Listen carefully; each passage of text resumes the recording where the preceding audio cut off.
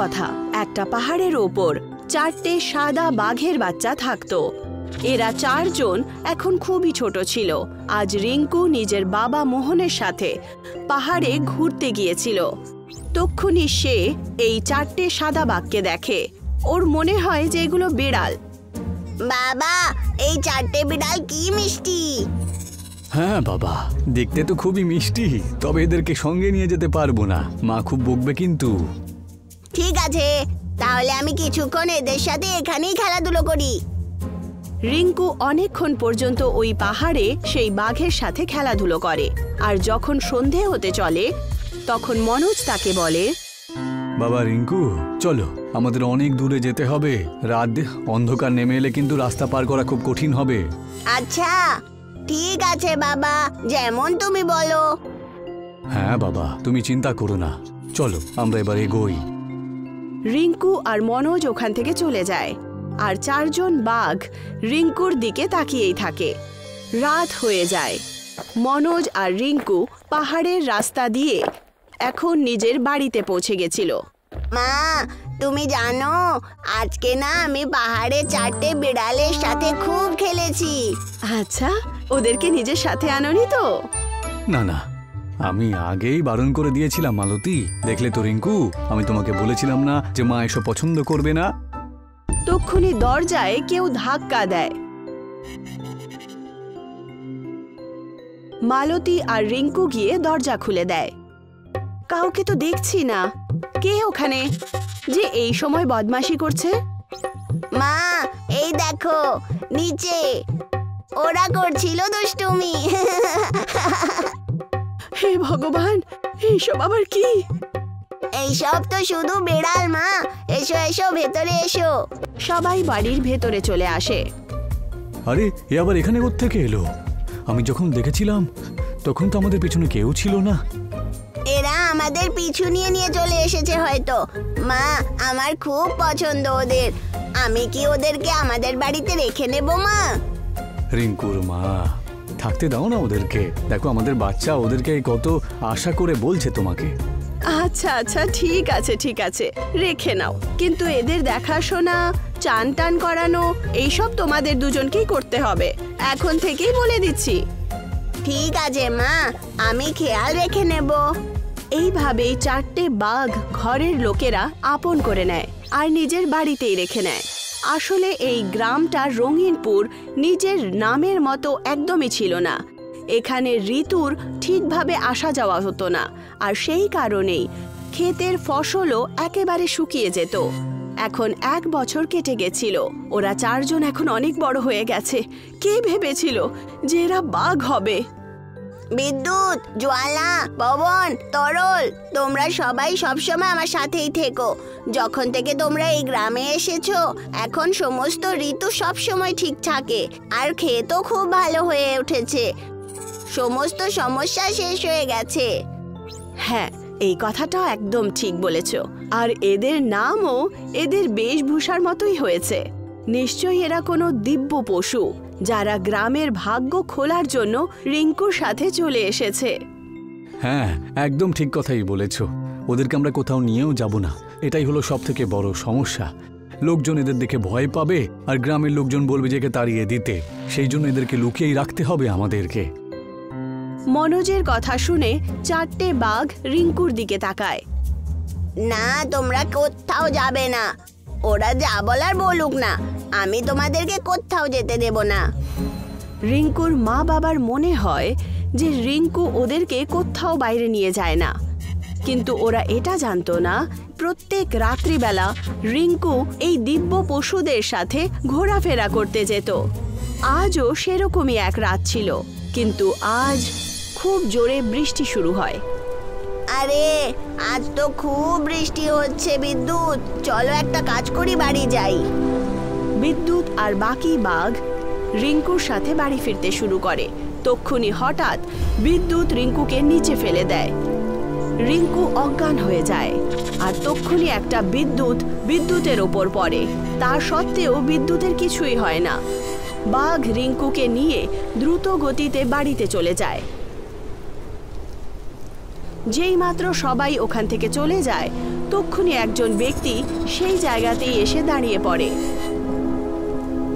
তাহলে এই 4টে বাঘ এখানেই ছিল। আকাশ, ধরতি, জল আর অগ্নির তত্ত্ব দিয়ে তৈরি এই দিব্য বাঘগুলোকে আমি অনেক বছর হয়ে গেল খুঁজছি।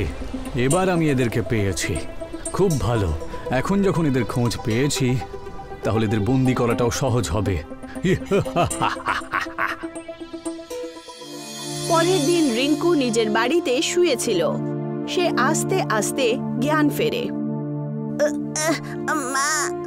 মা গো, আমার সোনা লাল, কোথায় চলে গেছিলি তুই কাল? যদি এই বাঘেরা তোকে না আনতো তাহলে আমরা তো জানতেই পারতাম না কিছু। বাবা, আমাদেরকে না বলে তুমি যেন আর কোথাও যেও না। আর তোমার কি হয়েছিল বলো তো? আর হঠাৎ করে অজ্ঞান হয়ে গেলে কি করে? রিঙ্কু মনে করে দেখে যে সেই সময় কি হয়েছিল। তখন তার মনে পড়ে যে বিদ্যুৎ তাকে ধাক্কা মেরেছিল আর বাকি 3 জন বাঘ তার ওপরে চেপে গিয়েছিল। আমার মনে পড়ছে না বাবা। ব্যাস আমি বাইরে হাঁটতে গেছিলাম আর তক্ষুনি কিছু একটা হলো, কিন্তু এখন যখন আমার জ্ঞান ফিরলো তখন তো আমি এইখানে। তক্ষুনি ওখানে সেই ব্যক্তি কাল রাত যেখানে ছিল সে চলে আসে। মিথ্যে কথা বললে পাপ লাগে খোকা। তোমার মা বাবাকে তুমি কেন বলছো না যে কি হয়েছিল? আপনি আবার কে? আর বাড়িতে কি করে ঢুকে পড়লেন? আমি তো একজন ভবঘুরে। নাম জেনে কি আর করবেন আপনারা? আরে নাম নয় তো কাজটাই বলুন না। এখানে কেন এসেছেন আর কালকে আপনি এমন কি দেখেছেন? ঠিক আছে, আগে নামটাই তাহলে জেনে নাও তো। আমার নাম হলো রঘুরাজ আর আমি বাঘগুলোর জন্যই এখানে এসেছি, বুঝলে? তখনই কালকে দেখলাম যে আপনাদের এই বাচ্চাটা বাঘগুলোর সাথে ঘুরতে বেরিয়েছে আর হঠাৎ করে এই বাঘগুলো আপনাদের বাচ্চাকে উপর থেকে নিচে ফেলে দেয়। না মা, সে ফেলেনি আমাকে, আমি তো পড়ে গেছিলাম। এই বাঘগুলোর ব্যাপারে আপনি কি জানেন বলুন তো? শুধু এই বাঘগুলো ভালো লেগেছে বলে আপনি এখানে এসে মিথ্যে কথা বলছেন, তাই না? আরে আমি ঠিক কথাই বলছি। এরা কোনো সাধারণ বাঘ নয়, এরা হলো দৈব বাঘ। 4টে তত্ত্বের প্রতীক হলো এরা। এই বাঘগুলোর কারণেই আপনাদের গ্রামের পাথুরে জমি আর খারাপ আবহাওয়া একেবারে ঠিক হয়ে গেছে, বুঝেছো? তাহলে আপনি এদের ব্যাপারে খারাপ কথা বলছেন কেন? আমাদের গ্রামের জন্য তো এরা সত্যি আর বাচ্চার জন্য বরদান প্রমাণ হলো। তখন এরা ছোট ছিল, এখন এই বাঘগুলো বড় হয়ে গেছে।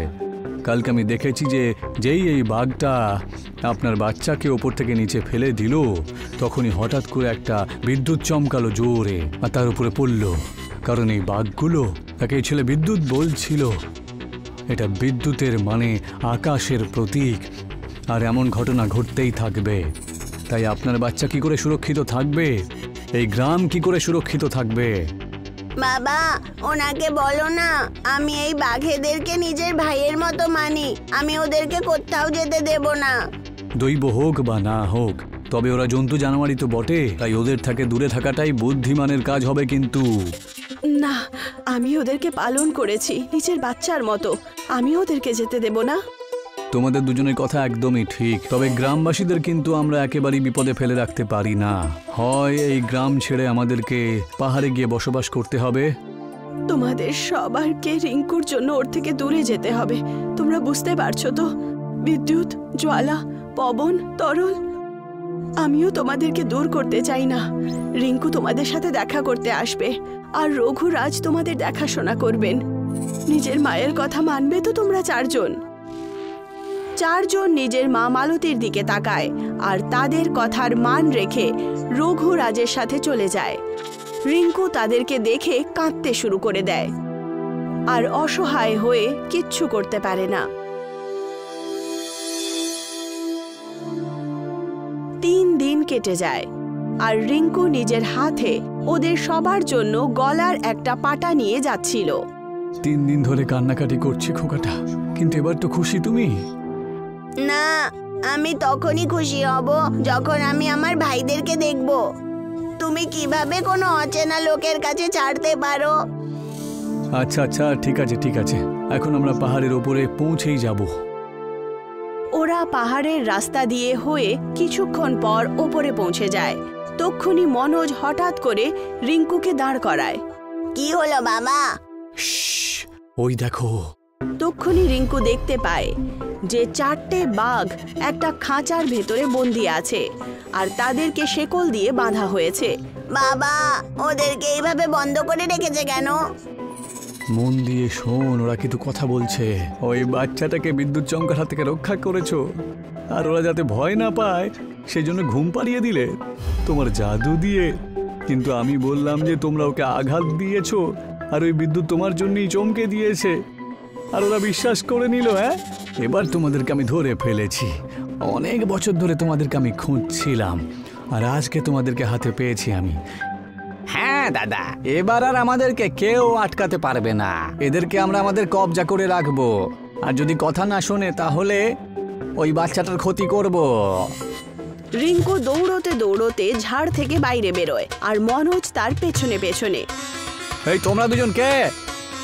আর এই 4 জনের ভাই আর বাবা এখানে কেন এসেছো?